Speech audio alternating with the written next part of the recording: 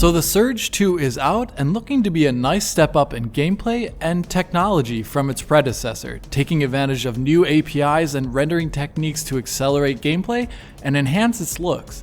But that's not the only story, of course. How does it actually look and run on consoles? To talk about this, I'm joined by the one and only Richard Ledbetter.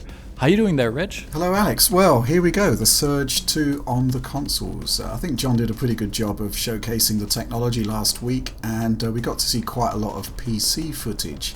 But consoles, well, this is a completely different ballgame, right? Yeah, exactly. And it's important to get out of the way at first what you and I were doing and what type of game this is. I was covering the Pro versions of the game, the Xbox One X and PS4 Pro, and you were on the base consoles, Xbox One S and PS4.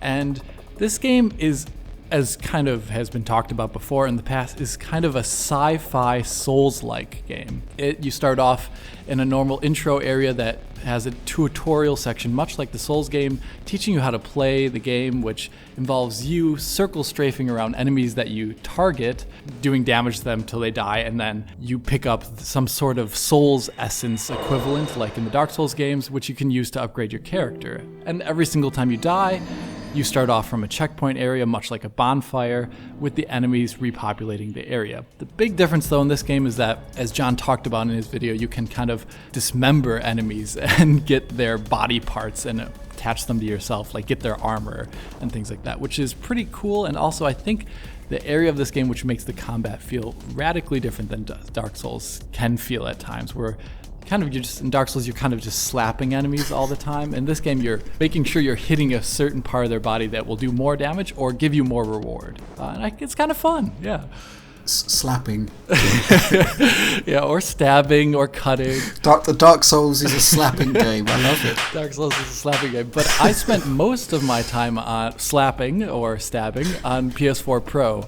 And the immediate kind of sensation that I got when I loaded up was, ooh, this looks rather rough. And it's mainly because when the game starts, you're in this kind of waking up in a medical bay, and everything is pristine white with new PBR materials, and it's just shiny. And there's no anti-aliasing that I can see at all on the image. And on the PS4 Pro performance mode, which it starts out at, is 1920 by 1080 with dynamic resolution scaling, and it was just incredibly jaggy experience, and that was kind of my first impression.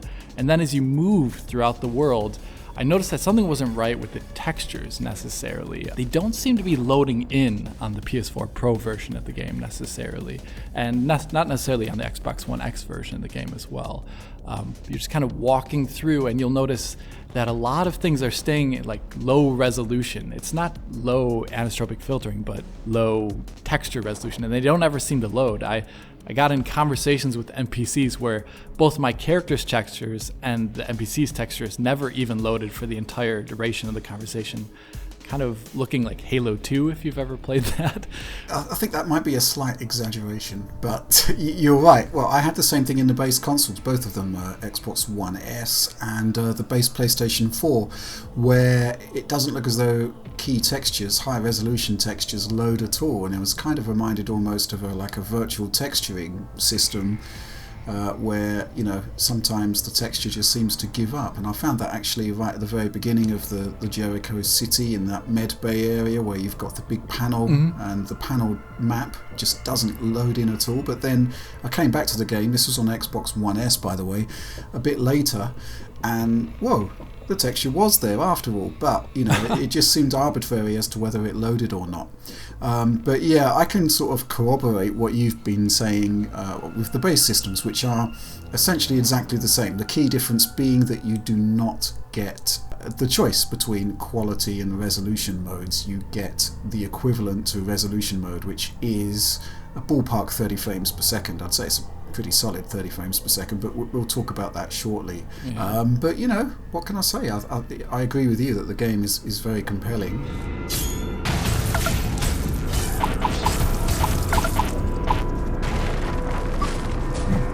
There is just this kind of feeling that there's a bit more polish that needs to go in. Yeah, and it's just not loading up the PS4 Pro version and looking at that in its performance mode that allowed me to say that. When I put it back to back, after having played that for a majority of my playthrough, and going to the Xbox One X and trying out its performance mode, I noticed that something was different about the visuals. All of a sudden, there was TAA enabled in the game, so the Xbox One X and the Xbox One version of the game feature temporal anti-aliasing, which helps smooth out a lot of the edges, but it's still, I would say, imperfect. The game has a lot of specularity. A lot of textures are just extremely shiny because of the materials. It's this future world.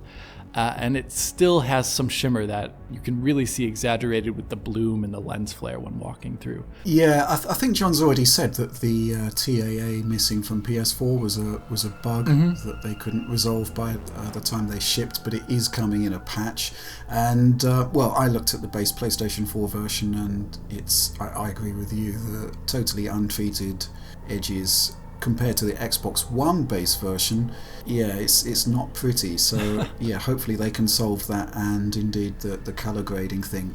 I am a bit more concerned about the texture loading thing. I mean, it doesn't occur on the PC version, but on the PC we've got SSDs, we've got much higher bandwidth I/O. Yeah. So, I don't know whether this is a technological limit on the consoles or whether something that could be optimized to resolve it. But it is a bit jarring, especially when you see the transitions. If you stay still in the same place, you'll see the higher resolution textures resolve, and it doesn't look right. Yeah, it takes a good amount of time. We should maybe, before we talk about performance, talk about the DRS system, because there's different minimum and maximum for resolutions for each version, isn't there? The base version essentially has a minimum of 720p. This Xbox One, minimum 720p. It goes higher, obviously. Yeah, to 900p. And base PlayStation 4 has horizontal scaling, so it's 1080p, but it seems to vary between 1280 by 1080 to the full 1920 by 1080. But I tell you what, I mean, extra pixel count, obviously highly welcome, but the way things stand at the moment, it really does miss that TAA, Yeah, that's the biggest thing. On Xbox One X, though, with the TAA, you're not noticing much of these res changes actually, and in the quality mode it'll have a maximum of 4K, which you can easily see in the HUD in the game, which is 4K in that mode, and in that mode also in quality mode on PS4 Pro, and then it can scale down to a minimum of 1620p essentially, and it's capable of scaling on both width and height. Performance mode, on the other hand, seems to have a maximum resolution of 1920 by 1080 on Xbox One X with a minimum of 900p. So it technically would have more pixels in total at its lowest resolution than the PS4 Pro could have in its performance mode. PS4 Pro's performance mode has a 1920 by 1080 maximum with a minimum of 1280 along the horizontal axis. So the same as the base in its only performance mode, but twice the frame rate. Yeah, twice the frame rate, scaling to keep up to 60 FPS.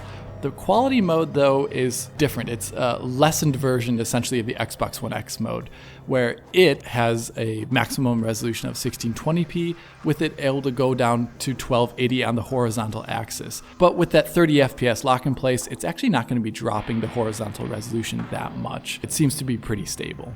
Also, as a general thing, when you use these performance or quality modes, you have to restart the game on both systems, which I thought was not necessarily the best way to do it. It would be really nice if it was a real-time change and you didn't have to restart the game. Cool by me either way, but you gotta get on with it.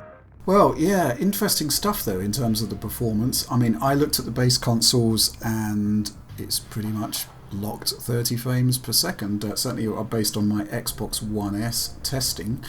Curious thing on the PlayStation 4 though, and it is the same on the Pro in its quality mode, where the idea is that there's a 30 frames per second cap, but if you move into an area or look at the sky, it will suddenly jump up to 60 with tearing. It is not a big issue at all, more of a technical curiosity. I didn't see it on the Xbox One S though, but by and large I don't think there's much to worry about performance wise on the base machines. 30 frames per second, and you can't really argue with that. Yeah. And in terms of the performance modes on the enhanced machines, the marketing calls it a fluid 60 frames per second, which I find quite an interesting turn of phrase, but is kind of apt because, when you do drop frames, you mostly move into adaptive sync territory, and then you, again, if the tear reaches like the top third, if it goes beyond that, it will drop a frame. But it is fluid, isn't it? It is a fluid 60 frames per second with some dips. It actually reminds me a lot of the performance of Doom 2016 on consoles, where that was also aggressive dynamic resolution scaling with occasional drops, and that's how it happens when you're in Jericho City. Short bursts when you don't actually necessarily have much character control anyway, and the combat's already ending, essentially. That's what I've noticed. Curiously, in that one scene where you're saying looking at the sky causes the base PS4 ratchet up to 60 FPS. Yeah, the Pro does it as well. I did give it a quick go on there. That's super odd because on Xbox One X in its quality mode, doing that exact same thing, I guess it ratchets up the resolution too high as you look at the sky, and as you look down again, it starts dropping frames. So it's kind of the opposite on Xbox One X. We really are quibbling at this point. I do feel that we're trying to find things of interest to say about performance because by and large, 60 with minor dips in the performance mode on the enhanced machines, otherwise quality and base machines pretty much lock 30 really. Yeah, a pretty great showing overall, and if they were to patch the game, adding in the TAA, especially on those PS4 versions, it's looking like a great game. I just really hope that they can manage that texture problem, which not on the PC, hopefully in the future also not on consoles. But I think that's about it. Yeah, I think that is about it. Essentially, if you have the choice, the PC version right now is the one to get, I think. Although you were saying that it is, maxed out and ratcheted up to 4K. It was causing some trouble for the RTX 2080 Ti, is that right? Yeah, it seems to be in scenarios that are limited by bandwidth or sort of transparency hitting the screen in the middle of its screen. Oddly enough, doing that exact same kind of test where I look at the city map on PC caused drops much like it does on consoles. So it seems to be the way the engine's architecture.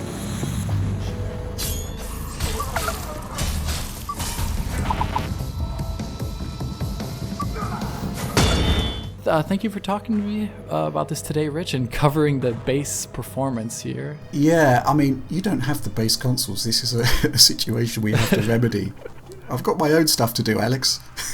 I know. I'm sorry for taking your time. But hey, it helps. But hopefully you in the audience enjoyed this as well and enjoyed our talking about The Surge 2 on consoles. Great performing game with some hiccups right now in terms of visuals that really need to be addressed, especially on Sony consoles. But if you did enjoy it, hit that like button and subscribe to the channel. If you're already a subscriber, then please consider hitting that little bell in the corner to be informed as soon as Digital Foundry posts a video. If you want to talk to me about The Surge 2 and its console performance, or even how it is on PC, write a comment below, or follow Rich and me on Twitter. And that's all from us for now. Thanks for watching. Distressing lack of Auf Wiedersehen there, Alex. Let's try that again then. Auf Wiedersehen.